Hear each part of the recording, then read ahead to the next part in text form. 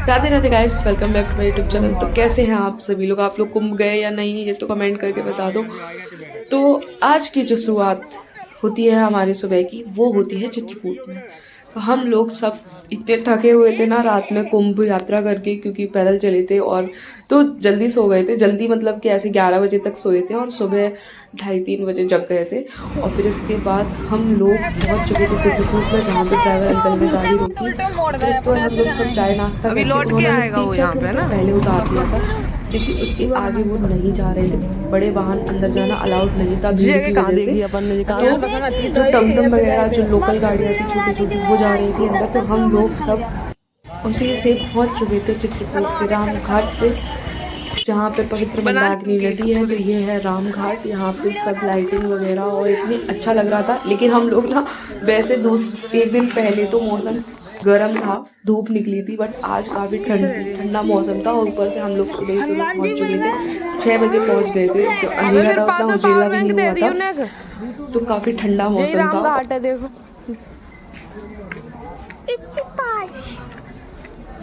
तो ये है रामघाट, जहाँ पे हनुमान जी की इतनी बड़ी प्रतिमा लगी हुई है।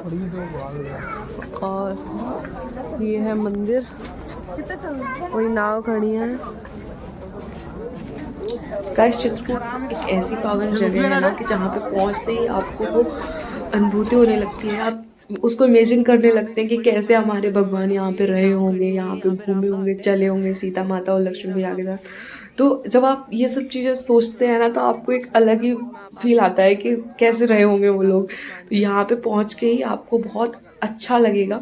तो इसके बाद हम लोगों ने सबने स्नान, अभी जब 12 तारीख को मम्मी गई थी तभी मैंने ब्लॉग बनाया था और मैंने कहा था किसी दिन जाऊंगी तो आपको अच्छे से दिखाऊंगी। मुझे नहीं पता था कि इतना जल्दी बुला लेंगे भगवान हमें।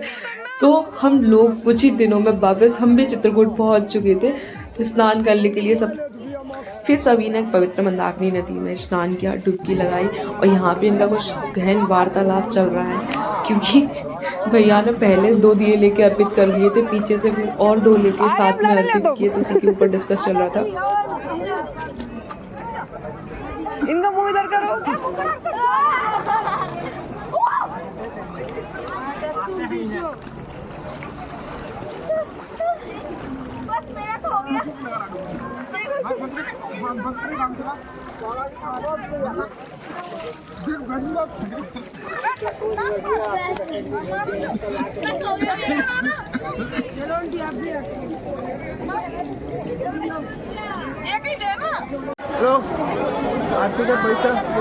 इधर देखो,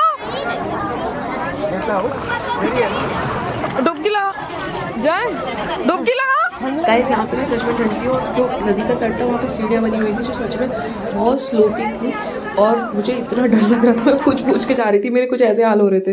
पानी ठंडा है क्या? नहीं ना, बिल्कुल ठंडा नहीं है। फटाफट डुबकी लगा लो एकदम। ठंडा है, ठंडा है, ठंडा है, ठंडा है, ठंडा है, ठंडा है, ठंडा है। नहीं है ठंडा। देखो डुबकी लगाओगे खुद ही समझ जाओगे ठंडा है कि नहीं है। नहीं, हमको रिस्क नहीं लेना है। अरे नूनू, इतना तो रिस्क लेना ही पड़ता है। हाँ, लेकिन ये तो गहरा भी लग रहा है, अगर हम डूब गए तो? अरे नहीं डूबोगे, फुल गारंटी है हमारी। नहीं, हमको रिस्क नहीं लेना है। जो सीढ़ियाँ थी वो इतनी ज़्यादा स्लिपरी थी कि वहाँ पे उतरने में मुझे डर लग रहा था। मैं जैसे तैसे हाथ पकड़ के नीचे उतरी थी, तब भी मैं डर रही थी। लेकिन जब एक बार अब डुबकी लगा लेते हैं उसके बाद तो कहीं ठंड पता नहीं चलती। तो फिर बस वो तभी तक ठंड होती है जब तक आप डुबकी नहीं लगा रहे हो। फिर डुबकी लगाने के बाद कोई ठंड नहीं, कुछ नहीं। और नदी में से निकलने के बाद वापस हम लोग कांपने में लगे हुए थे। लेकिन हमें डुबकी लगाकर बहुत अच्छा लगा। वहाँ से कुछ बाहर निकलने के बाद मैंने इन आंटी का फोटो शूट किया, जिन्होंने कहा मेरी 2 फोटोज खींच लो। और ये हमारे बस की थी, ने बोला बाद में फोटो दे देना। तो इसके बाद इनके फोटोज़ खींचने के बाद चेंज करने के बाद यहाँ पे ना चेंजिंग रूम रखे हुए थे, जो कि बहुत अच्छी बात थी मेरे लिए। तो बहुत हेल्पफुल रहे, वरना मुझे बहुत दिक्कत होती। तो इसके बाद हम लोग निकल गए थे कामदगिरी की परिक्रमा करने के लिए, जहाँ पे रास्ते में आपको चलते वक्त हर वो छोटी छोटी चीज़ मिलेगी जो यहाँ पे जब राम भगवान रहे होंगे तो उनके जीवन से कनेक्ट रही होगी किसी ना किसी तरीके से। जैसे कि भरत मिलाप का जो स्थान मिल जाएगा, उनके चिन्ह मिल जाएंगे, लक्ष्मण पहाड़ियाँ मिल जाएगी जहाँ पे बैठ के लक्ष्मण जी पूरे चित्रकूट की रक्षा करते थे, सीता रसोई मिल जाएगी। एंड और भी ऐसी छोटी छोटी सारी जगह मिल जाएंगी। तुलसीदास जी का मंदिर मिल जाएगा, और जनक जी जब भरत जी से मिले थे वो मिल जाएगा। सब सारी जगह मिलेंगी आपको। तो आप भी कभी तो चित्रकूट जरूर घूम के आइएगा। तो ये है तोतामुखी हनुमान मंदिर। तो गाइस इसके बाद हम लोग पहुंच चुके थे कामतानाथ मंदिर, जो कि भगवान राम का ही एक रूप है, क्योंकि वो यहाँ पे कामतगिरी पर्वत के नाथ के रूप में, कामतानाथ के रूप में यहाँ पे स्थापित है। क्योंकि जब वो 11-12 साल यहाँ पे रहे थे तो बहुत तरीके के संत महात्मा वगैरह आते थे, यहाँ पे रहते थे, और जब वो जाने लगे तो चित्रकूट धाम को आशीर्वाद देकर गए थे कि जो भी इस कामतगिरी पर्वत की परिक्रमा लगाएगा, यहाँ पे आके पूजा करेगा, उसकी सारी मनोकामनाएं पूरी होंगी। इस तरीके से वो कभी किसी को अनाथ नहीं छोड़ते थे, सबके नाथ बनकर रहते थे।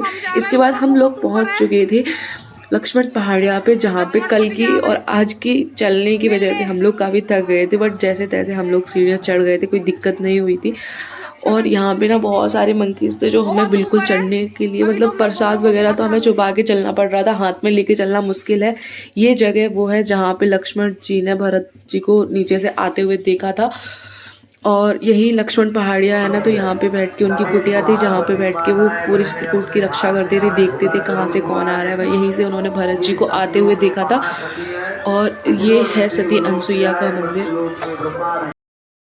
और हम इसी तरीके से रास्ते में आने वाले सभी स्थानों को देखते हुए आगे बढ़ रहे थे। सीता रसोई भी गए थे, और सारे स्थानों को देख कर कामतगिरी की परिक्रमा पूरी करते हुए हम लोग, कामतगिरी एक ही पहाड़ है जो पूरे MP और UP दोनों स्टेट में फैला हुआ है, जिसकी परिक्रमा करते हुए हम लोग पहुंच गए थे अपनी परिक्रमा पूरी करते हुए। ये देखो बंदरों का, बंदर बहुत है यार, बहुत है, बहुत ज़्यादा परेशान कर देते। बोतल वोतल लेके चल रहे होते तो छुड़ा लेते हैं तुमसे, तुम्हारा सामान कोई भी तुम हाथ में लेके नहीं चल सकते हो यहाँ पे।